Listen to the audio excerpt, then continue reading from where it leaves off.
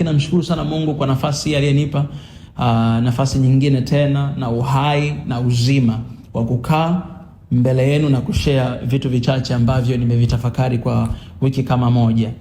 Lakini pia nimetoka gerezani, baada ya kupata tu vifaa vyangu nikawa napitia kwenye social medias. Jamani, nimekuta message nyingi ambazo sijawahi kuziona maishani mwangu. Niko naonyesha ndugu zangu, yani naingia kwenye DM, nadhani ni message zaidi ya 1000. Na mpaka sasa hivi bado kuna message ninaendelea kuzipata. Kwa hiyo sijafanikiwa kusoma message zote. Nimesoma message baadhi kuona Watanzania wanasema nini. Kuona Tanzania inasema nini. Nimepitia baadhi. Sasa hapo ni Instagram, hapo ni TikTok, hapo ni kila mahali. Messages ni nyingi. Kwa hiyo nichukue nafasi hii kuwashukuru sana wote ambao kwa namna yote ile wameomba, wametoa sala, wametoa salamu, wametuma message, walipiga simu, wengine walikuja gerezani kuniona, na hata baada ya kutoka kuna wengine wameniona, kuna wengine wamejichanga. Nimeshangaa sana. Wanafunzi wa shule yangu ya sekondari, wanafunzi wa shule yangu ya high school, na watu mbalimbali. Nimeshangaa upendo wa namna ya ajabu sana.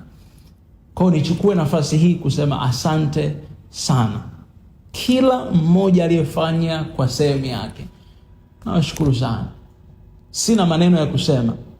Maombi ambayo watu wameomba. Nimetoka, rafiki zangu wa Korea walikuwa wametengeneza group na familia yangu hapa Tanzania. Wanakaa wanaomba masaa mawili, saa moja usiku wananiombea. Rafiki zangu Korea wamekaa, wameenda kanisa, wanasema Bwana, wanaomba. Kila mmoja kwa nafasi yake umefanya safari hii iwe nzuri sana. Yani ujumbe mmoja mkubwa niliouona huko nje anasema hata dhahabu lazima ipite kwenye moto ili ing'ae. Ili ing'ae, kipita kwenye moto inang'aa. Ndio message nyingi sana nimeona kutoka kwa ndugu zangu mmeshare na mimi. Kwa hiyo nichukue nafasi hii kusema sina lugha bora ya kusema au kushukuru kwa upendo mkubwa ambao umeonyesha. Sijui, wakati mwingine nakaa najiuliza kwamba nini nimefanya to deserve this? What have I done?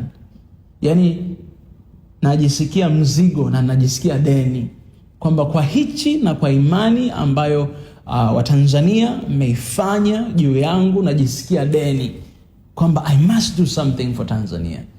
I must contribute.